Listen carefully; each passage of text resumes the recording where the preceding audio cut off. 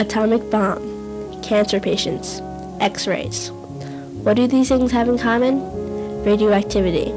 The study of radioactivity became the life work of Madame Curie during the turn of the century. Plagued by health problems, poverty, and personal tragedies, she achieved recognition in the scientific community traditionally dominated by men. She also discovered two elements that now treat millions of people who have illnesses. Born Maria Sklodowska on November 7, 1867, in Warsaw, Poland, Marie Curie was a child prodigy. She began reading at the age of 4 and graduated from high school at the age of 16 at the top of her class. During her tragic childhood, both her mother and sister died of serious diseases. In addition, the Russians had invaded Poland, leaving many Polish families in poverty, including the Sklodowskas. Marie tried to support her older sister Brynja's education in Paris by becoming a governess. Her plan was to help Brynja go to college, and in return, Brynja would support Marie during her years at the Sorbonne. After Brynja finished her education, she offered to let Marie stay in Paris with her and her husband. As planned, Marie moved to Paris in 1891, changing her name from Manya to Marie. She signed up for the Faculty of Science course at the Sorbonne and studied hard for her classes, often staying up until 2 in the morning. In 1893, Marie graduated first in her class with a degree in physics, becoming the first woman from the Sorbonne to do so. The Society for the Encouragement of National Industry offered Marie a sum of money to perform tests on many different steels and find their magnetic properties. To perform her experiments, she needed more workspace. So in 1894, a friend of Marie's introduced her to Pierre Curie, a struggling scientist who happened to have the extra space. Finding each other easy to talk to, they were quickly having long conversations about science. The two fell in love and were married on July 26, 1895. 2 years later, Marie and Pierre had their first child, Irene. Marie returned to her laboratory to work on her thesis for a doctor's degree almost immediately. The laboratory was small, dark, and damp. A famous German scientist, Wilhelm Ostwald, described it as a cross between a stable and a potato cellar. Several years later, a second daughter, Eve, was born. It was at this time that Marie became fascinated with Henri Becquerel's work with X-rays. It inspired her to find the source of the mysterious ray coming from the uranium salts that Becquerel had used to make his X-rays. She tested a number of minerals to see if they gave off rays similar to uranium rays. Finding pitchblende more radioactive than uranium, she broke it down to see what was causing the radiation.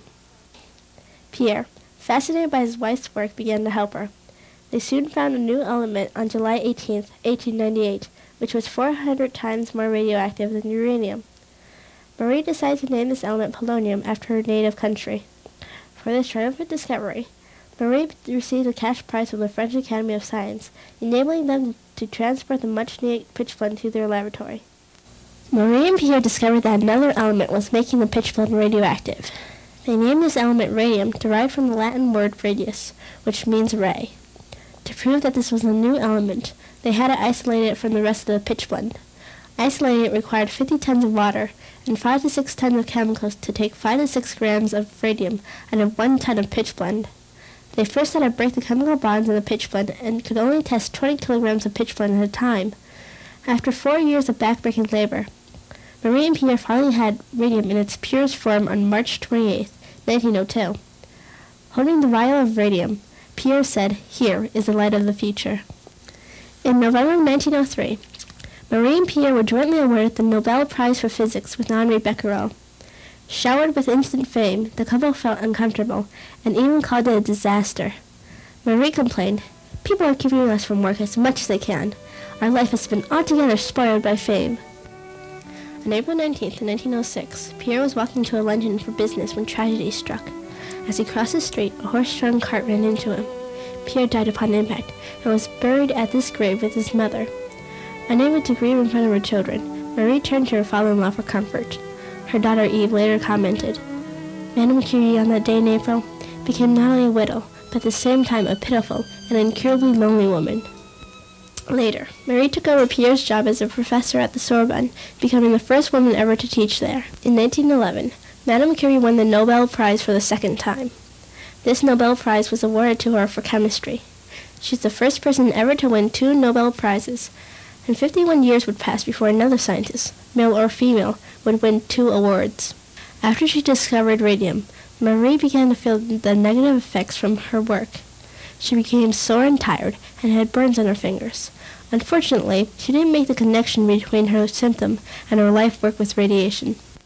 Some of the early radiation workers are known as radiation martyrs because their work seriously disabled them and in some cases resulted even in fatalities. Marie Curie specifically sustained severe burns, radiation burns to her hands because of her close contact with radium, and she died of aplastic anemia. In 1913, Madame Curie founded the Radium Institute in Paris. People who had been working there for several years began to get terminally ill with cancer.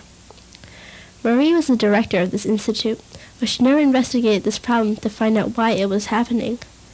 This was a great tragedy because outsiders began realizing it was the radiation that was causing this, yet Marie couldn't make this connection and continued her work.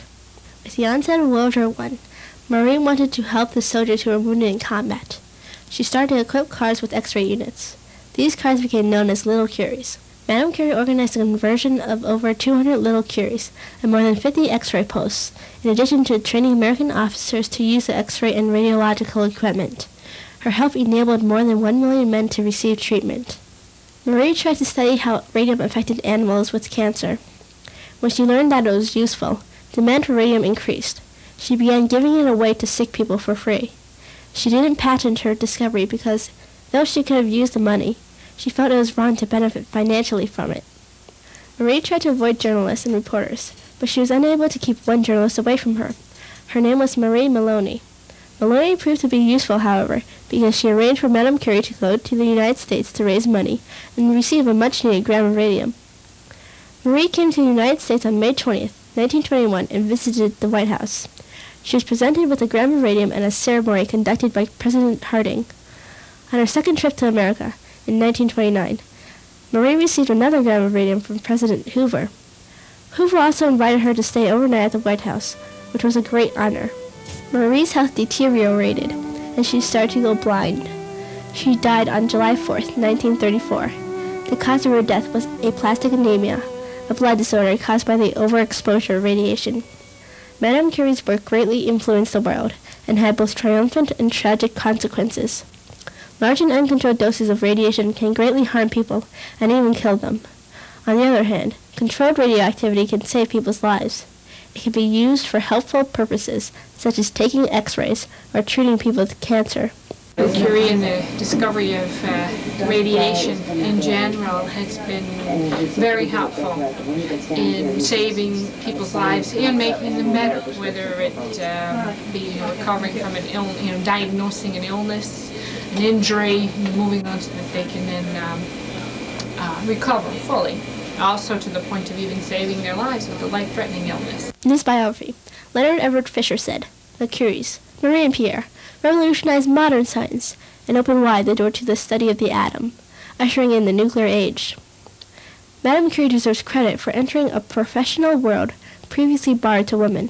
Her triumph helped show society that women were capable of contributing to the world of science at a time when they were looked down upon.